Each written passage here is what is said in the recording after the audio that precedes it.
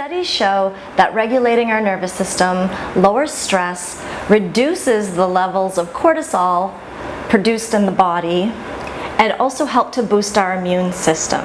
But how do we do that? Well, I've got 5 more ways to regulate your nervous system, so just stick around.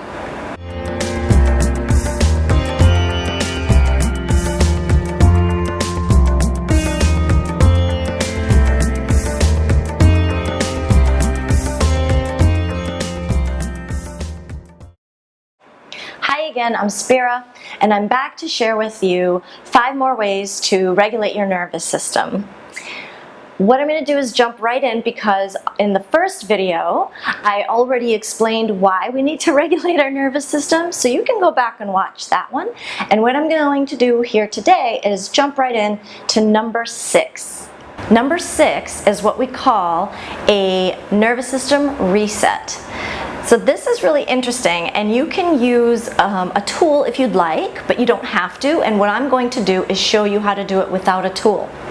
I actually made another video using the tool, and the tool is called an electro pen. And I'll include that in the description below, how to get one. They're really neat. It just kind of makes it more fun. I don't think it makes a huge difference necessarily. But anyway, here we go.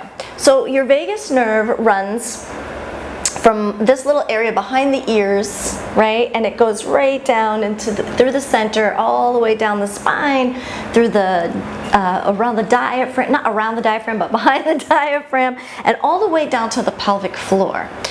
So this little reset, it's kind of, I don't know if I'd call it a hack, maybe it is, I don't know, but anyway, here we go. So you're going to use both hands, and one hand is going to work on your belly and the other hand is going to work in different areas of your head. Let me sit up a little so you can see my belly. So what you're going to do is you're going to tap to the left of your belly button, right at your belly button. I'm actually above the belly button, I'm not right on my belly button. And then on the other side. You can tap once or twice, it's up to you. For some reason, when I use the Spark pen, I just use one click, one click, one click. But when I'm using my hands, I like to do it twice. I'm not sure why that is. I think maybe I saw it in another video and I just kind of stuck to it. The other hand is going to touch different parts of your face. So I'm going to show you how to do it. You can do it along with me right now if you'd like. So here we go.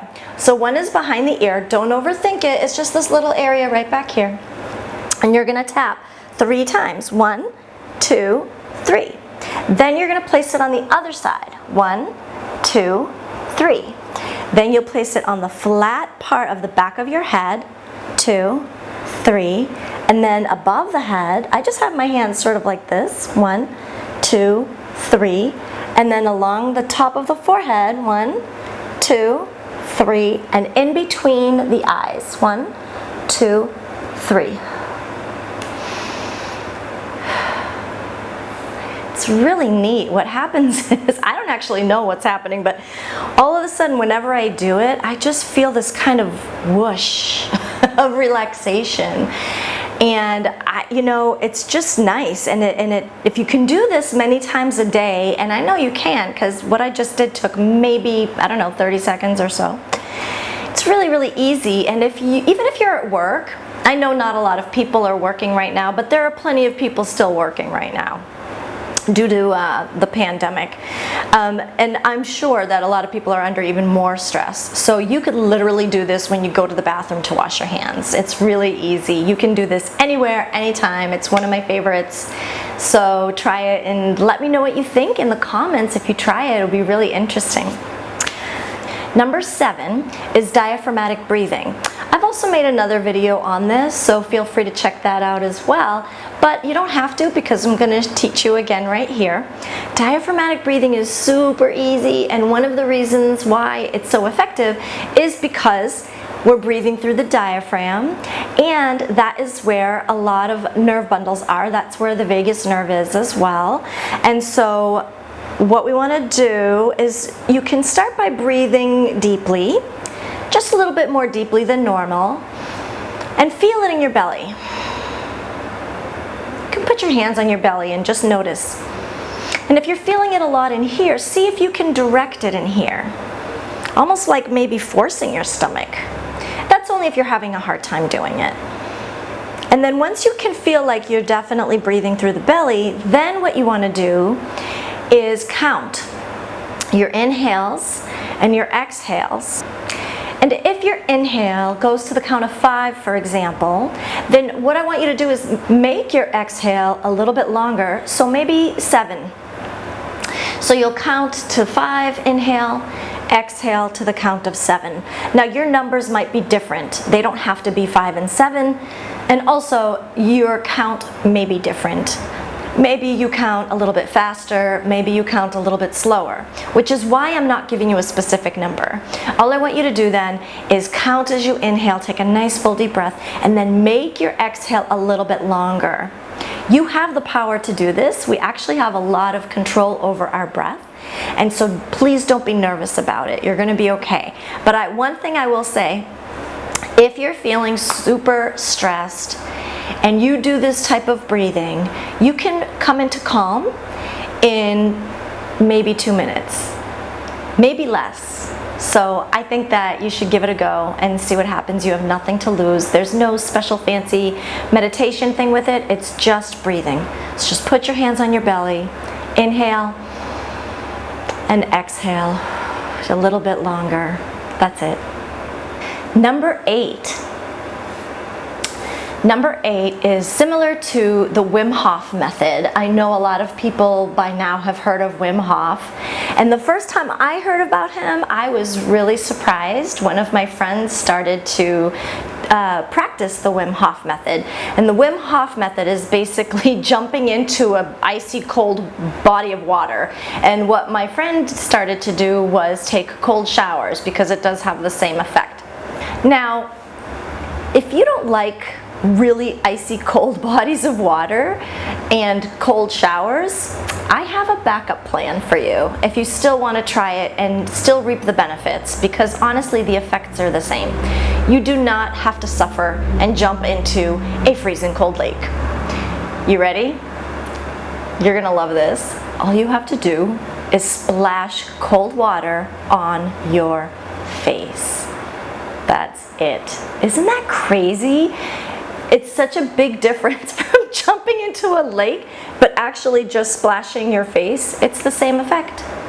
So I encourage you to try it if you think you can deal with that. I personally prefer not to splash cold water on my face, nor do I enjoy jumping into icy cold bodies of water. But luckily for me, I have 15 to 20 different ways that I can get the same result. So I like to indulge in some of the other ways. Which brings me to the next one, which is number 9. Number 9 is singing. Singing, chanting, and humming. So little story. Ever since I was a kid, I have been singing. I was singing since before I could speak in complete sentences, according to my mom. Now, it's always been a passion of mine, and I've always done it. I used to sing every single day, like an hour, 2 hours a day, just because I loved it so much. Now, I am a trauma survivor, as I've said like a bazillion times already, and my trauma goes back to my childhood. And what it was is just a series, of consistent trauma and neglect and that kind of stuff. So I'm pretty convinced that my singing every single day was what kept me from getting worse, and if that makes any sense. Because trauma has a lot of effects on people, and I think that I definitely could have had a lot more issues in school and things like that, because I have other siblings and we definitely did not all respond the same way. And I know some of that is resilience as well, and some of it is our innate nature to deal with things, and some of us innately have more resilience than others. I get all of that. I've studied this. This is, one of the things that I love to study and learn. So I don't know. This is just a theory of mine, but I do know I do know that I did pretty well, regardless of what was going on in my life. And no one in school ever knew. My behavior with my teachers was never bad. In fact, my teachers loved me. And for me, school was my safe place and my safe haven. And so it didn't really, affect me in that way. I didn't have really, really bad behavior. But like I said, I sang all the time. Now, not everybody's a singer. I get that. And if you're not a singer, that's okay too. Sing to yourself, and if you're not interested in singing to yourself, maybe try chanting or humming. Humming is really easy. I think everyone can do that. And as far as chanting goes, a lot of people who practice yoga chant as part of the practice. And if you've ever heard of kirtan, kirtan is a devotional singing, and it's a bit like a cross between chanting and singing. It's a little bit of both. And it really does feel good. So if you have access to go to a kirtan, maybe even try that. There are also people who are in choruses and other types of choral groups. And even if you just sing in the shower, singing is singing. So try singing if you think you might enjoy it, or if you already are a lover of singing, then be happy, because this is an excellent way to regulate your nervous system. And now that I think of it, I often tell people that singing is what brings me closest to God. And I now think back at that and I wonder, I used to wonder where that came from or why I felt that way. And now it makes sense to me, because when I'm singing, it's not that I'm close to God or spirit or whatever you want to call it, a higher energy or source energy, the divine, whatever. I think what it really was that was happening was I was regulating my nervous system, I was coming into balance, and I was in a zone of health, of calm, and I felt closer to God because what I was doing was being in line with my higher self. I was in alignment, and I shouldn't say was, I still sing. So whenever I sing, I do still get that feeling, and I love it, and I'm happy to even say that and share it. So, it would be really nice if maybe you're not a singer and you tried it and you found a lot of joy in it. That would be awesome. So let me know if you try that. Just put it in the comments. Number 10 is another really easy one. It's just being in nature. Now, have you ever noticed that just taking a nice walk on the beach or going into the woods and just hanging out for an hour always makes you feel kind of reset and fresh and relaxed? This is why. Now, I can't really explain exactly what happens neurologically, why being in nature is enough to reset our nervous system and bring us into a state of calm. I have theories, of course, but I have no science to back myself up right now. We hear a lot about we're all one, right? And yeah, we're all one, we're all energy, and we're all part of the same planet and the same universe. And this is the whole thing right here, is that being in nature helps us to connect. We connect with the earth. We connect with the energy of the universe. We become one. And because there's no one else around, not that this doesn't work if there are other people around, but I guess what I'm trying to say is when we allow ourselves to be in that space, we are again coming into our higher selves, right? When we are allowing ourselves to connect with and unify with the world around us, then it makes sense that we would come to a place of balance, a place of healing, and a place of calm. So that's it. That is numbers 6 through 10, different ways to regulate your nervous system. I really want to know how this works out for you. Please try them. Try just one and let me know in the comments below what the effect was after. I just want to get this information out. I know that there are a lot of people who don't know about this. I know that there are a lot of people who do, and I know that there are people who know they need to regulate their nervous system but just don't know how. Well, this is how. And I hope that this video is helpful to you. And if it is, please share it, and please like, subscribe, do all of those things, because when you do those things, then the video will show up better in searches. So if you really felt like this is helpful, then sharing it or liking it or doing those things will help other people have access to it. That's kind of how the algorithms work. I'm still kind of learning and studying about that. So give it a go. Let me know what you think, and I will see you next time with another 5, because I already have a huge list made out. So stay tuned, and I'll be out with the next video.